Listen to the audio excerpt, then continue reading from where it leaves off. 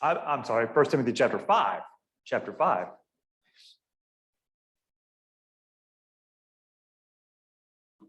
I thought I was going backwards. Okay. So last time when we did talk about 1 Timothy chapter 4, one of the things that we talked about was how to be a good servant of Jesus Christ. What does it constitute for, in the context of this letter, Timothy to exemplify good service of Jesus? And then by extension, for those members of the Ephesian church that Timothy's working with, and all Christians, to be good servants of Jesus Christ. And we went through about 5 or 6 characteristics that and instructions that Paul goes through to Timothy throughout chapter 4 to talk about how he can be a good example to believers. And in so doing, he says, you will save both yourself and your hearers. Now, one of the things we didn't cover last time is probably one of the most well-known verses from 1 Timothy, and that is 1 Timothy chapter 4 and verse 12. It almost always comes up in the context of a teen Bible study, right? Because what he tells Timothy there in verse 12 is, no one should despise your youth. Instead, you should be an example to the believers in speech, in conduct, in love, in faith, in purity. Now, it's speculated that Timothy may be in his 30s at the time that this letter is written, and he's working with the Ephesian church. Again, that's speculation, but nonetheless, Paul refers to him as a younger man. And so as Timothy, a younger man, is working with the Ephesian church, he'll be teaching and admonishing brothers and sisters of all ages and stages of life. Okay, so Paul is going to teach here about older men in just a moment. He's already talked about elders who are kind of de facto to be older men, men of experience and age and wisdom. And Timothy is working with this church, and he may at times have hard things to say to these people. And some of the people that he is dealing with may be folks who are older, in some cases much older than him. And so how is he to carry out that responsibility of teaching and guiding and in some cases admonishing in order to be effective in that work? Because there are pretty, in our society today, we have kind of societal rules, unwritten rules about respect for elders and those who have more experience. And those rules are very good. I would commend them all to you. And hopefully we are all respectful of our elders and are trying to do that. But again, Timothy working with this church is going to come across people in all ages and stages of life. But Paul says, regardless of Timothy's age, his good example needs to be his defining characteristic. Okay? Just because he's young does not mean he does not know what's right. And just because he's young doesn't mean he can't express what is right, even if he may not even necessarily have experienced that thing before. So Timothy's good example, and again, we went through that in chapter 4 and what that means. So because of that, because his good example and his character are to be the defining characteristics of his ministry, Timothy's going to need to be conscious of how he interacts with each group that he deals with in order to set a good example for how the Ephesian brethren ought to interact with one another. The way Timothy carries himself and teaches and works and admonishes is an example for everyone else in Ephesus. Timothy's not going to be there forever. His purpose is to teach and move on. And so he's got to teach them in a way that they learn from his example and they carry themselves in a similar manner. So he's not only got to talk the talk as an evangelist, he's also got to walk the walk in order to effectively carry out his mission. And in that way, the Ephesian church will grow. And as Paul writes to the Ephesian brethren in his letter to the Ephesians, must grow in truth and in love. And both of those have to be expressed in word and deed. And that's what Timothy has to do. So we're going to use that thought as a springboard for this next section. Paul is going to go through various groups, and in particular, four main groups that Paul is going to cover in chapter 5 and the first part of chapter 6. And we're going to try to cover all of these this morning. So forgive me if I seem to be kind of moving on, but I want to be sure that we get to these and be respectful of our time. Okay, so the first thing he says in chapter 5 and verse 1, do not rebuke an older man, but exhort him as a father, younger men as brothers, older women as mothers, and with all propriety, the younger women as sisters.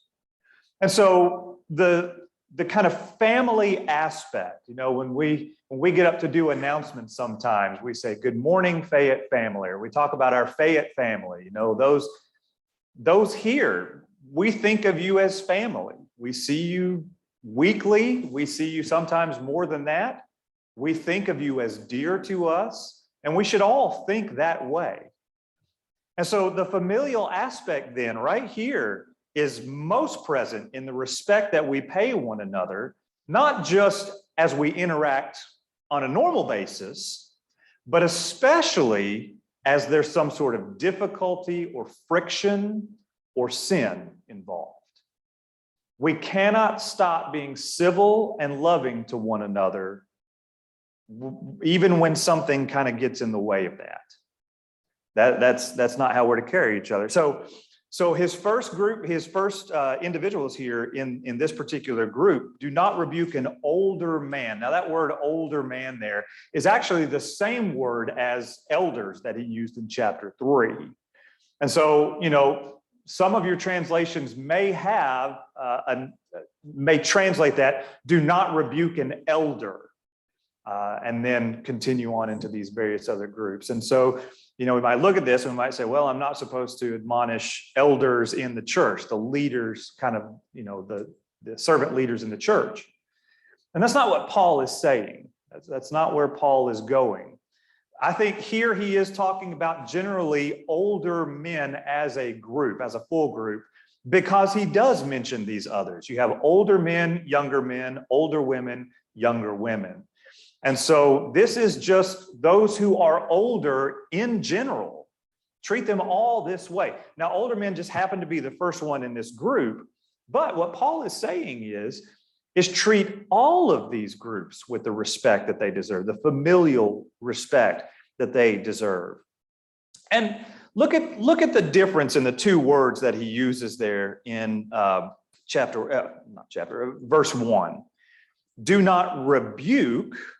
The word there is a word that comes from the word to strike or to hit. Okay, and so you think about sticks and stones may break my bones, but words will never hurt me. Paul says no, words can hurt. Words can have a serious damaging effect. And so this word, in the context that Paul is using it evokes a striking, a blow that you are inflicting on someone. Now, just kind of put this in kind of real world terms.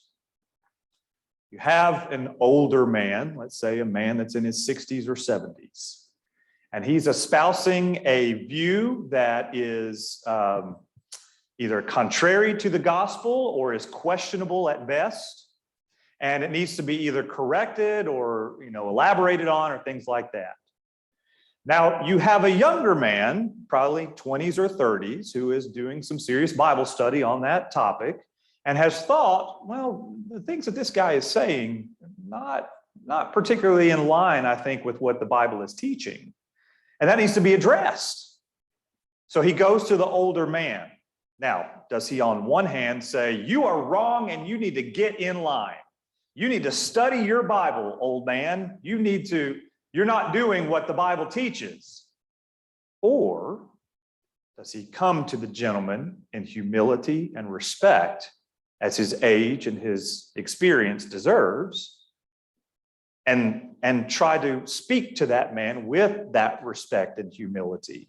And so that's the idea there in that second word, exhortation. We talked about this word before, that Timothy was to exhort the brethren as he taught them. And we said that word parakleo, it means, para means beside. It's the same beginning of the word parabole, right? To throw beside. Parakleo, it means to bring up alongside. Okay, so here we have somebody that's lagging behind in their teaching or their faith. And what we're doing is not turning around and calling them down for it. What we're doing is going back and putting a hand around and bringing up beside. Not in a patronizing manner, not in a disrespectful manner, but in a manner that all fulfill the stature of Christ.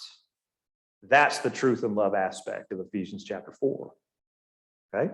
So, rebuke versus exhortation. Remember that word, that parakleo, where it means to comfort, to lift up. There's a lifting involved. And so not just these older men there, even if they are in error, older men and women are to be given the respect that their age and experience warrant. Likewise,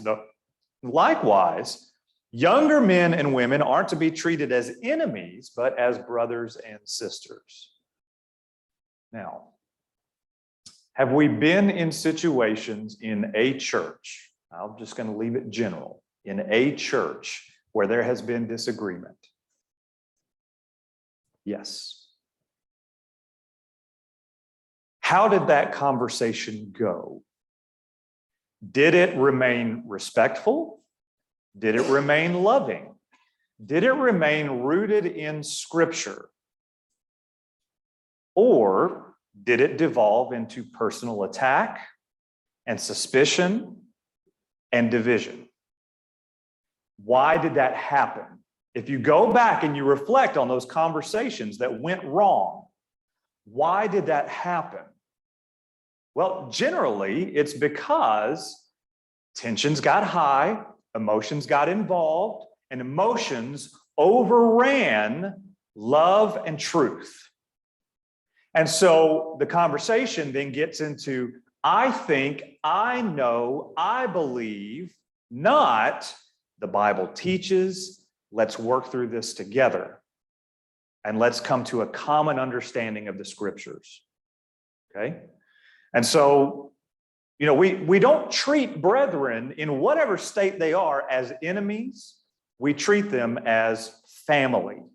Okay? And so this last part here, now you could read this last part one of two ways. The last group that he mentions here is young women. And so the last part of this verse says, with all purity. Now, the purity aspect, because Timothy is a young man, he could be talking specifically about the young women. That could be kind of an appendage to that particular group. That as Timothy interacts with these young women, he is to do so with purity. His intentions are to be entirely above board. You could also look at the last part of this verse as referring to all of these groups. That your motivation in dealing with these is pure motivation that's rooted in the gospel message and rooted in bringing everyone into a common understanding of the gospel and all working together to resolve any sort of conflict or outstanding sin. For instance, the reason I say this, keep your thumb there. Look at 1 Peter chapter 3 and verse 2. 1 Peter chapter 3 and verse 2. And what's interesting about this one is this one is in the context of wives. But what does he say to them? This is really the important part of this message. Beginning verse 1, he says, submit yourselves to your own husbands so that even if some disobey the Christian message. Okay, we got the same thing happening here, right?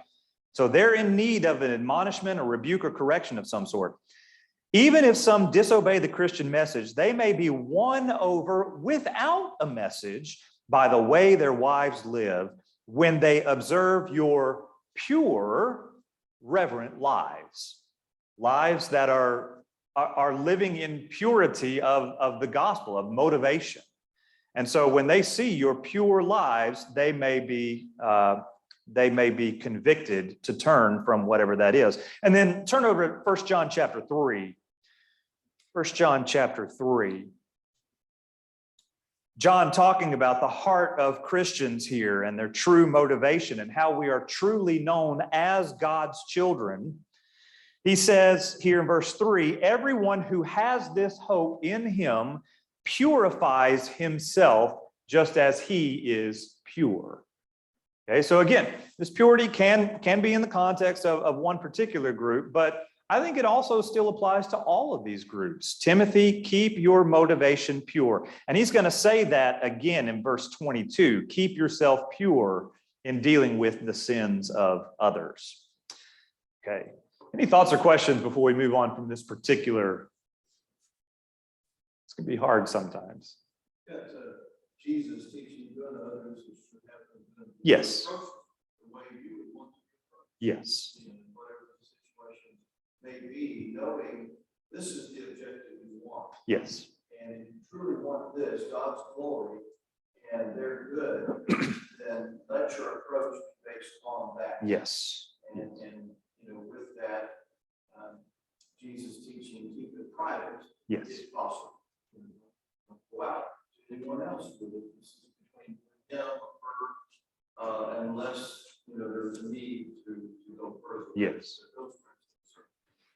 Yes, and thinking about the way that Jesus dealt with people, we might look at Jesus and we might say, well, he got emotional sometimes, didn't he? I mean, like he wasn't just stoic as he was correcting people. He got upset and angry sometimes. Well, yes, but his emotion never overrode the message. His emotion never went so far as to put himself, in terms of him as a servant, ahead of the will of the Father. When those things get flipped, that's when things go wrong. And so Paul reminding Timothy, and again, Christians at large here, be respectful, be mindful of your interactions with each other, and especially the brethren. Treat each other as family. Anything else? Yes. Yes.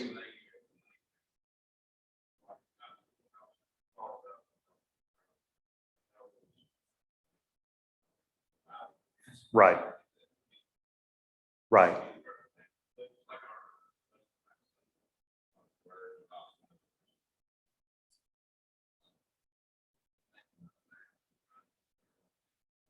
Mm-hmm. Mm-hmm.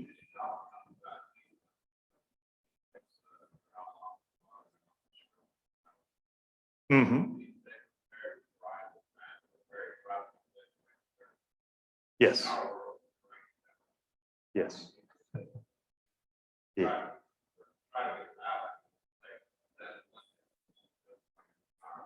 Yes. Right. Right. Right. Yes. Right. That's right. Don't let your spiritual conversations turn into a Facebook argument, right? Just blasting each other. That's not how that goes. Very good. Okay, let's move on to this next section. This will potentially take some time here. Paul specifically mentions widows here. Picking up in verse 3, he says, give proper recognition or honor those widows who are really in need. But if a widow has children or grandchildren, these should learn, first of all, to put their religion into practice by caring for their own family and so repaying their parents and grandparents. For this is pleasing to God. The widow who is really in need and left all alone puts her hope in God and continues night and day to pray and to ask God for help. But the widow who lives for pleasure is dead even while she lives. Give the people these instructions so that no one may be open to blame. Anyone who does not provide for their relatives, and especially for their own household, has denied the faith and is worse than an unbeliever. We're going to stop right there. So widows, why widows? Why, this is kind of we said that as Paul is writing this letter, he may be dealing with specific situations that the Ephesian brethren are dealing with. So there may be some sort of issue with widows and their character and their behavior. He's going to talk about that towards the end of this particular section. But I want us to kind of pull back a little bit. Let's kind of go back 10,000-foot view before we dive into the particulars here. Widows and the fatherless or orphans have always been important to God. You look through the Old Testament, just do a search for widows and fatherless, and you will see that God has always made provisions and has always cared for these particular groups. Why do you think that is? Why widows and orphans?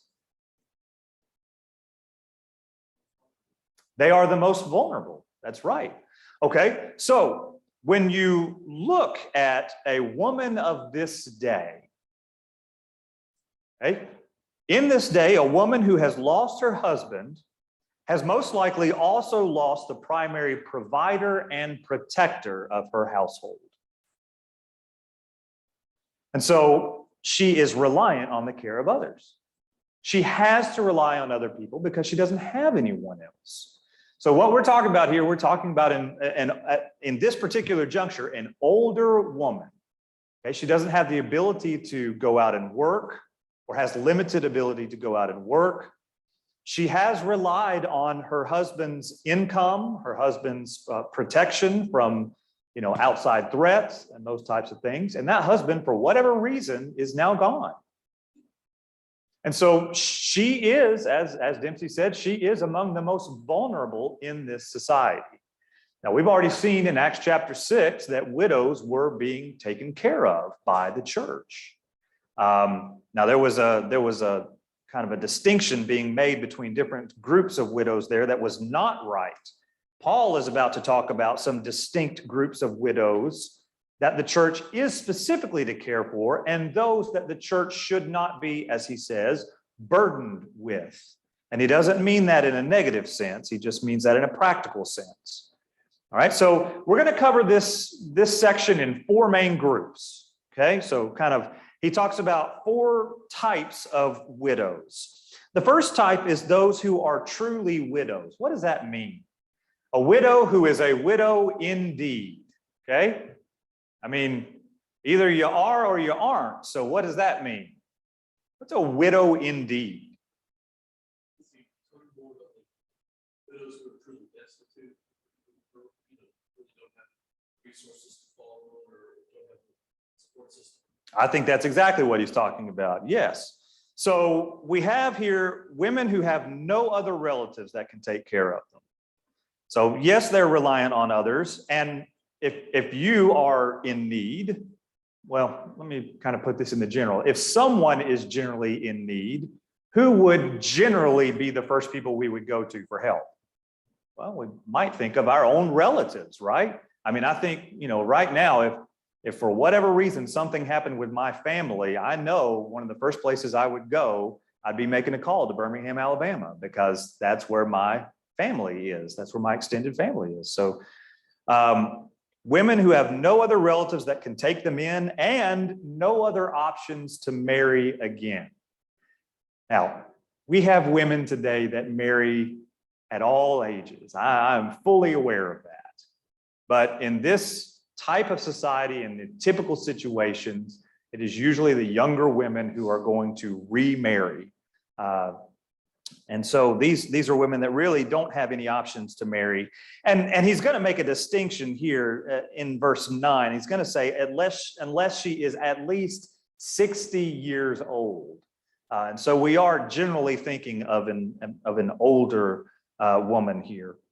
But like God has always made provisions for widows throughout Scripture, the idea here is to humble ourselves as a church, as Christians, and esteem the lowliest among us by caring for those who can't afford to give something back. Now, that is oftentimes contrary to much of our modern thinking. Not that there's not charity out there and there aren't good people doing charitable things.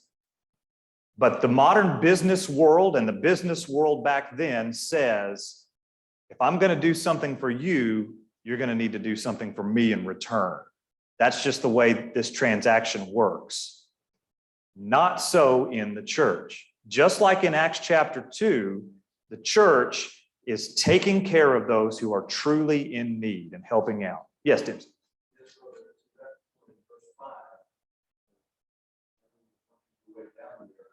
While you're on that, just says the widow indeed is doubly correct. Yes.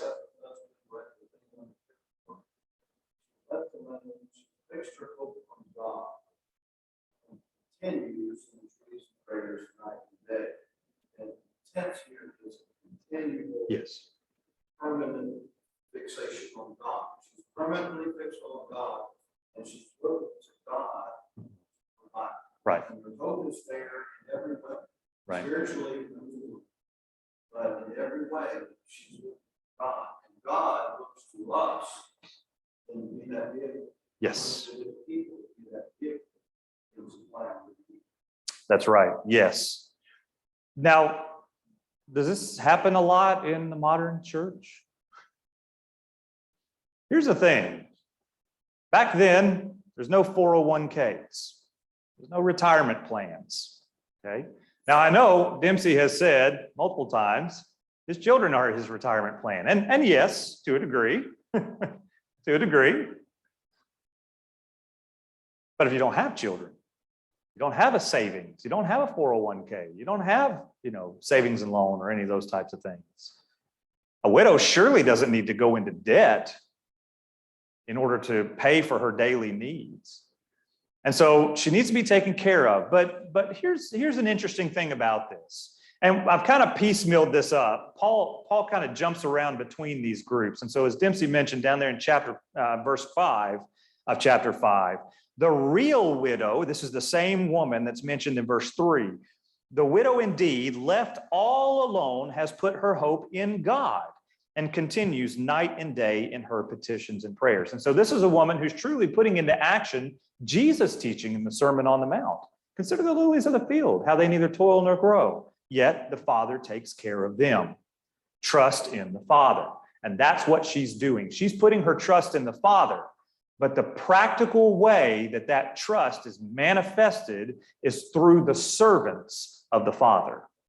And so we need to see that need and take the lead where it exists. Again, in our modern context in America, let me put it that way. In our modern context in America, we emphasize investment, we emphasize financial planning for the future.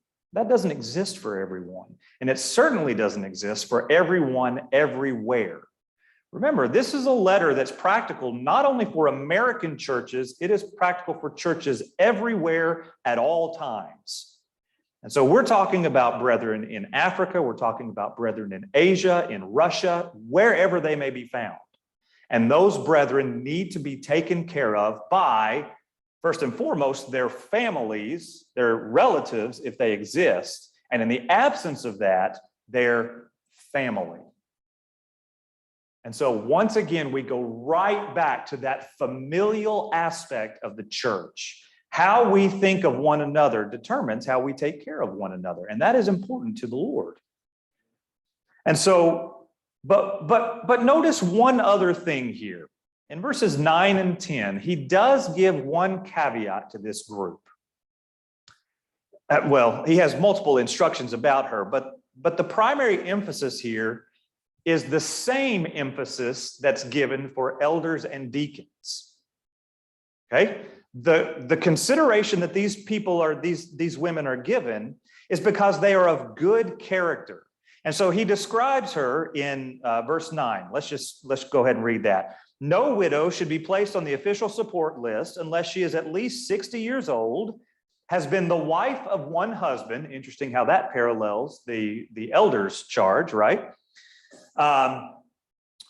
and is well known for good works. That is, if she has brought up children, shown hospitality, washed the saints' feet, helped the afflicted, and devoted herself to every good work. And so in every aspect of her life, in every relationship, and every person she comes across, how does she treat those people? And that will determine how she is treated. And if she has treated people well, especially to her own detriment, I would say, if she is giving without expecting anything in return, she needs to be taken care of. And so a story that kind of comes to mind as I'm thinking about this is the widow of Zarephath, right? Prophet comes to the widow of Zarephath. She has nothing. They are getting ready to die. They're getting ready to waste away. And yet he comes and he asks for her last food. Make me something. She has to trust that he knows what he's talking about, but even in the absence of that trust, she's still willing to give. That's the type of woman that's being mentioned here. Okay? And that woman needs to be taken care of. So, in contrast then, we'll get to the contrast in just a minute. Here's the next group then. Okay? Widows with children or grandchildren. I don't want to spend too much time on this. I think it's pretty self-evident. Children have a responsibility to their parents and their grandparents. That goes right back to the 10 Commandments, right? Honor your father and your mother. And honor is shown in a variety of ways, but especially when those parents are older and they are in need of your help as they helped you when you were younger, then you are to, he uses the word repay that. And it's a pretty specific word there. Repayment is a sign of love and gratitude for raising and care. And what he says here, as in other places, and James is going to back this up in James chapter 1, verse 27, it is pleasing to God. Therefore, if you're taking the converse of that, if we don't take care of our relatives, especially those relatives in need, how does God feel about that? He is displeased. Okay? So how are we going to please the master? We're going to take care of those who need taken care of. And Paul doubles down on that. The one who won't take care of his own family is worse than an unbeliever. Now, he's already talked about folks throughout this letter who are folks who have degenerated into unbelief. They have ventured into false teaching, and he's been pretty clear here and in other letters about the disrespectful way those people treat the gospel and how we're to interact with those people. These are even one step further than that. They are worse than an unbeliever. Even if they profess to believe in God, they are not exemplifying the love of God that they're called to. And so they have taken the name of the Lord in vain, if we're kind of going back to the commandments there. Okay, again, I think that one's pretty straightforward. You know, Jesus kind of gives an example of that in Mark chapter 7, verse 11, as he's rebuking the Pharisees. And he talks about how someone would withhold support of their own family because they're taking a gift to the altar. And they would say, well, I can't support you. I can't give to you because this is korban. This is something to be given on the altar. And Jesus says, even above sacrificing and giving in the temple, you are to take care of your own. That's how important this is. And so, you know, Paul backing up that teaching here. All right, let's move ahead. This next group of widows then are widows that he describes as self-indulgent. What does that mean? How does that play out? Well, we already talked about widows, and he's mentioned this further down in this section, about widows who are taking care of one another, who are taking care of other people, possibly to their own detriment. In contrast, you might have widows who become self-indulgent. These might be widows who do have some sort of means, or they do have some way of generating income, either above or below board. I don't know. But they become self-indulgent. So contrast those two groups, the self-indulgent widow with the hospitable and devoted widow described in verse 10. Our support cannot be used to validate a lifestyle that is not consistent with the gospel. It doesn't mean that we don't take care of needs when we see them and how our conscience tells us to try to care for them. I don't know everybody's, spiritual background of people that I help, and I'm sure that you don't either. The guy that's on the corner of New Circle and Nicholasville Road that's got the cardboard sign. You don't know his background, but sometimes you'll roll down your window and slip him a few bucks to get a meal or gas or something. That's fine. But ongoing support of a lifestyle that is not consistent with the gospel cannot be associated with the church. We can't continually support that because, first of all, it's a burden to the church, and secondly, it's contrary to the gospel. Okay? So this last group of widows then is the younger widows, he mentions. Sorry about that. I lost my place. It is verse 11. But refuse to enroll younger widows, for when they are drawn away from Christ by desire, they want to marry and will therefore receive condemnation because they have renounced their original pledge. At the same time, they also learn to be idle, going from house to house. They're not only idle, but they're gossips and busybodies, saying things they shouldn't say. Therefore, I want younger women to marry, have children, manage their households, and give the adversary no opportunity to accuse us. For some have already turned away to follow Satan. Let's stop right there for just a second. Okay? Now, this section may, again, seem a little harsh to us. Paul, you're making a lot of generalizations there about younger women, about younger single women. Okay? First of all, Paul not talking about specifically younger single women. He's talking about younger widows. But here's what will happen. Women who still have many years ahead of them to remarry and then have families and develop godly character in themselves and their homes. This is the group that Paul is talking about. And so there's a very real danger of younger widows falling away and becoming the self-indulgent type. Now, again, think back to the time in which this was written. And really, this wouldn't even go back so far in our own country's history and some other countries in this world. Potentially, what is the age of marrying in this society? Potentially. What would be the low threshold on that, you think? Early teens, okay? We could be talking as young as 13 or 14 years old. We could be talking about Claire. Okay? So when he says younger widows, be conscious of the fact that these may very well be women, and I'm going to use that in the term in the way that he uses. These may very well be women who are not even fully matured yet in terms of, physical and psychological and spiritual.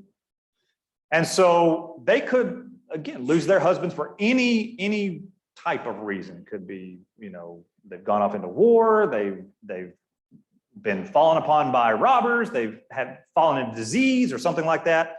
Okay. And so these women need to remarry. That's Paul's instruction to them. Now, it might seem kind of confusing to us though, because on one hand, he says in verse 11, when they are drawn away from Christ by desire, they want to marry. So it sounds like Paul's saying, well, these women shouldn't just be looking out for a husband. They don't need to spend all their time going manhunting, But on the other hand, he says in verse 14, therefore, I want younger women to marry. I want them to be connected.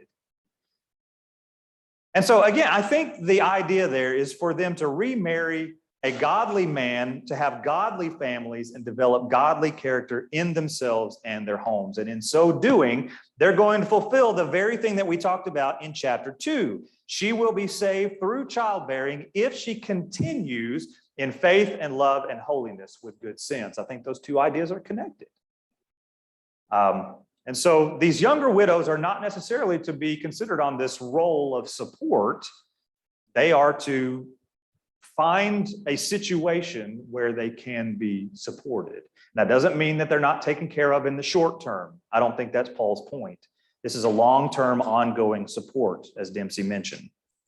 Okay, let me get to this last section. I heard that first bell, so I want to be sure we get through chapter 5. The third group that he mentions there are elders. He says, and I think he is specifically talking about elders in the church. He says, the elders who are good leaders, verse 17, should be considered worthy of an ample honorarium or double honor, especially those who work hard at preaching and teaching. For the scripture says, you must not muzzle an ox that is threshing grain, and the laborer is worthy of his wages. Don't accept an accusation against an elder. Well, let me get there in just one second. Okay, so first of all, the first thing he mentions about these elders is those who rule well. That word rule means to preside or to manage, and so that stewardship aspect is once again kind of in play. Ruling doesn't imply authoritarianism, but it does imply authority. Elders do have a headship of a sort over the congregation, over the church that they're working with. And those who manage well, they don't do this in the absence of checks and balances. Those who manage well, who's determining how they manage, how their managing is going? We had some parables that talked about that, didn't we? Who's determining how well their managing is going? Ultimately, it's God, right? I mean, God is determining. So they're under pretty strict scrutiny. Let's not leave that in doubt.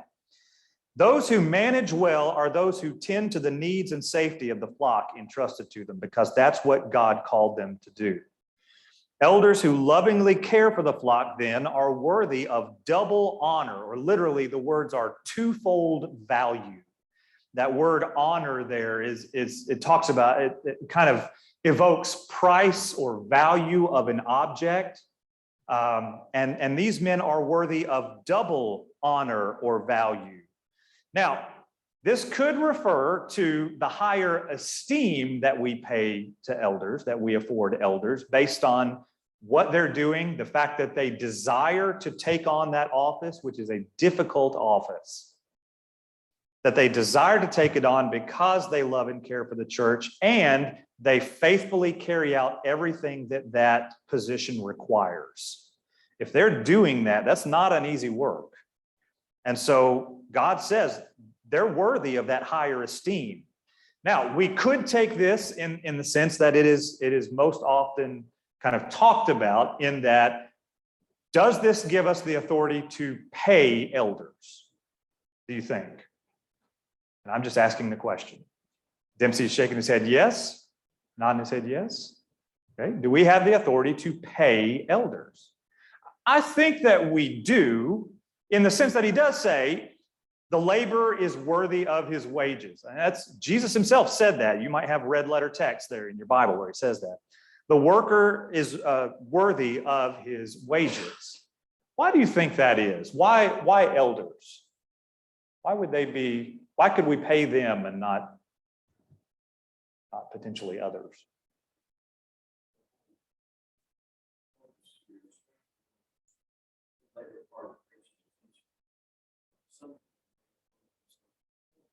Yes. Yes. Yes. Simply allowing you to do the work God has enabled you to do. Right. Without anything support. Okay. So this is similar to the apostles in Acts chapter 6 then. We cannot take time away from preaching the message to serve at tables. And so let us appoint men who are able to carry out this task. Well, we don't have apostles today. What we do have, and not that they are of the same, of the same type, but we do have elders in the church, and those elders are tending to the needs of the church, and that requires much time and effort. And if that time and effort needs to take away time and effort from an actual, I don't want to say actual, but a secular job that brings in income, then so be it, and let us help them. Let us help them help us, to use that. And I heard this great question. I'll leave you with this thought. Some of us might ask, why don't more churches pay their elders? It's a good question, okay? But somebody said one of the better questions is, why don't more elders serve in a capacity that requires them to be paid? As in devoting so much time and effort to the care of the saints that they can't do anything else. And so for those that may be considering an office of eldership, or maybe aspiring to that at a later date, that's a question to think about. How much time and effort, and not that men who do have secular, I'm not saying that, but if a man is putting that much effort into it, how much more so should we reciprocate and respond to that effort? Okay, we'll pick up here next time. The folks are already coming upstairs. Thank you for all your commentary this morning.